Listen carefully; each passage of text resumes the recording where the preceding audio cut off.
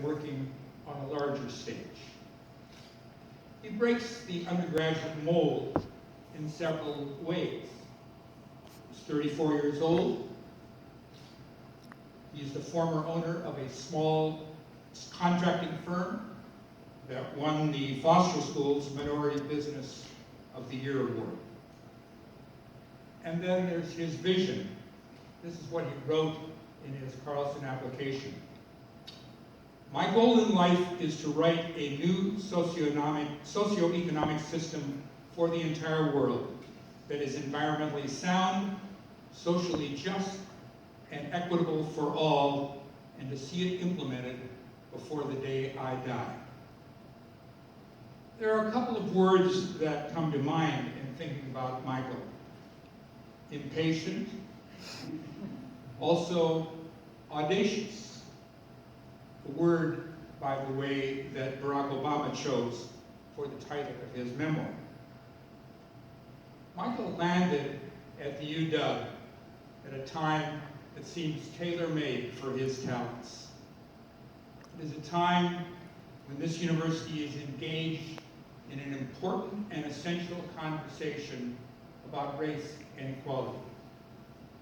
It's a time when freedom of expression and freedom from oppression are facing off, sometimes in awkward and uncomfortable situations. Michael has led tough student challenges on these subjects to the faculty, the administration, the Board of Regents on a wide range of issues, minimum wage, diversity among them. In Seattle, he's been in the forefront of Black Lives Matter. Everyone in the Seattle BLM community knows Michael and respects him, says Professor David Domke. Professor Domke knows Michael from his civil rights pilgrimages to the South, those well-known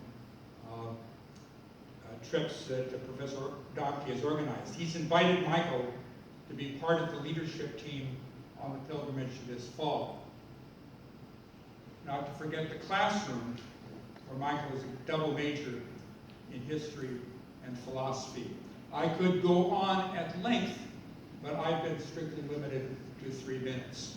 And I think this gives you a sense of Michael's style and abilities.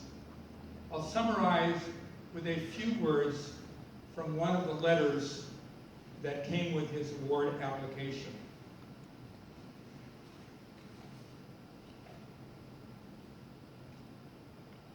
Michael's commitment to social justice and to changing the world can make him come across as impatient.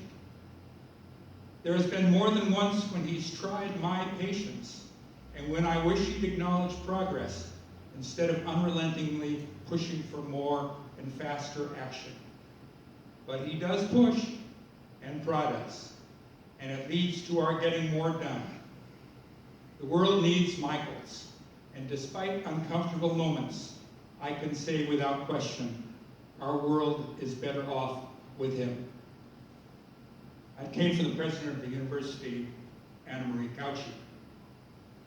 Carlson Award has 2 criteria: recognizing accomplished leadership and the promise of leadership to come. The first we know all about, it's a matter of record. The second seems assured, because this man has miles to go. Miles to go. With great pleasure, I present the 2016 Edward E. Carlson Student Leadership Award to Michael Moynihan.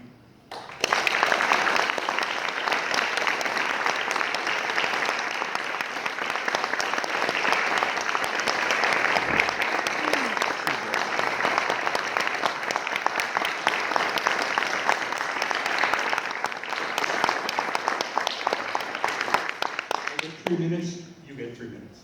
Well, then I should probably put down this speech. Before beginning, it's important to acknowledge that we're on stolen, coastal, Salish land. And I don't think that it's proper to begin without that that sort of acknowledgement, especially when we're talking about social justice and oppression and about how to rectify wrongs that have been done. I wrote this really, really beautiful speech. It's like 8 minutes long. It starts with power to the people, because I believe that that's where the power really belongs, and that without the people, we won't get anything done. Receiving the Carlson Leadership Award reveals to me more than meets the eye. It's not merely the case that I, as an individual, am being recognized here today. Rather, the values that I hold dear and the issues I have been working on with some of the most amazing and brilliant people are also being recognized as valid and recognition worthy. It tells me that not only students who are also people of color or other people who are marginal or who have marginalized identities believe that it is time for the University of Washington to live up to and to honor its mission and values. But it also reveals that we have the broad support and backing of the community who also want to see equitable changes to this institution. And this is precisely what I believe is necessary to achieve not only positive change, but beneficial change for us all. As a historian and as a radical educator, as well as a Black Lives Matter activist, it is my firm belief that we should not always accept the history as it is handed to us by the public or academia. First of all, Reverend Dr. Martin Luther King Jr. was not merely some docile pacifist who touted nonviolence in the 50s and 60s. Second of all, the period between 1955 and 1975, when the United States experienced the Second Reconstruction, is titled incorrectly as being the Civil Rights era. Two other major and vital wings of the Black liberation era, Black nationalism and Black power, without which the beneficial gains that were made would have been potentially impossible, are nearly completely omitted. Third, and most importantly, the history that is normally conveyed to most Americans is that there were only two prominent leaders during this period, Malcolm X and Reverend Dr. Martin Luther King Jr. However, the 1955 Montgomery bus boycott was neither planned nor organized by King. Rather, Joanne Gibson Robinson, a woman, a teacher at Alabama State College who was also the president of the Women's Political Council, who had been working on segregation issues for 2 years prior to that, and she's the one who organized that boycott. Ella Baker, who was also influential with the National Association for the Advancement of Colored People and the Southern Christian Leadership Conference, who was responsible for helping organize the students of Fisk University in Nashville, Tennessee, to form the Student Nonviolent Coordinating Committee, known to most people as SNCC. SNCC was instrumental in Freedom Rides, Freedom Summer, and the voter registration campaign in Selma, Alabama, and Bayard Rustin, a name almost unheard of in traditional education because he was an openly homosexual man.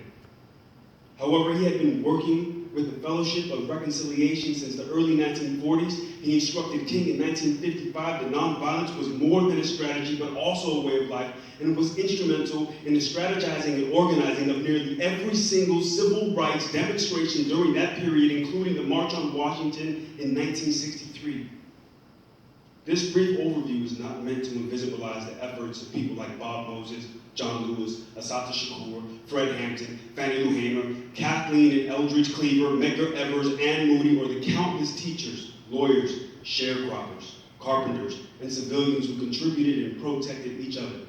But I simply do not have the time to convey to you the importance of their stories and contributions. The point is that it is not merely the efforts of a very limited few, but rather the collective efforts of people from across the spectrum who employed and deployed a multiplicity of tactics which was required to achieve the positive and beneficial results they did. And today is no different, and neither are the struggles we are having nor the issues we are contesting. And one of our very own, Emil Petrie, in 1968, had a vital role in compelling this university to increase both its students and its faculty of color. And he is still here to this day, encouraging and mentoring students and seeking to improve the demographic distribution of this very campus. And yet, not 2 weeks ago, we were compelled to stage yet another demonstration because of the lack of faculty and students of color, and in particular, people of African descent, among a host of other unjust and disparaging conditions, not least of which is this institution's complicity in the school-to-prison pipeline and benefiting from the prison industrial complex. Here's where we get to the crux of it. I got it. Institutional discrimination and racism are deeply entrenched within our structures and practices, and it will require all of us to make sacrifices as we change the system and the manner in which it functions. For some of us, that will mean merely that we are here to support those who actively and who are well within their rights to challenge the system of oppression and discrimination. For others, that may mean exerting some of your influence in situations where your influence can be felt. But otherwise, under other circumstances, you may have elected to refrain from doing so. For others, like many of the people recognized here today for their work in the community, Dr. Marisa Herrera, the director of the James E. Kelly Ethnic Cultural Center, or Stephanie Gardner, the director of the Louis Stokes Alliance for Minority Participation, otherwise known as LSAM, which assists many minoritized students to achieve success in the science, technology, engineering, and mathematics disciplines, otherwise known as STEM, should continue doing the work that they are doing. The point is that it is going to require all or most of us to accomplish our goals and to help shape our world into one that is comfortable for us all to live with and in. There are risks. Of course, there are risks. And while I live with the constant reminder that people of my complexion, with my ethnic composition, have been assassinated by our own government for doing precisely what I am doing here right now, speaking, none of that will stop me. I will not be intimidated into non-action.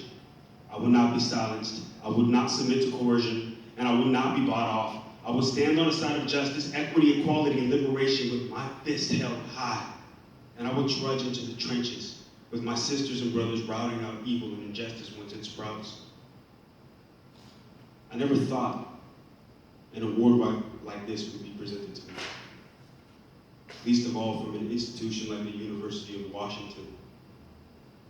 Because although the world seems to love the positive and beneficial changes that have resulted from people like myself and those that I work with, it also seems to shun and to disavow the very necessary actions we sometimes must take. However, not all of us have merely social constraints to worry about as risk. Some of us are subject to institutional power. And this is true regardless of whether it is a university or a government that is the focus of protest and injustice.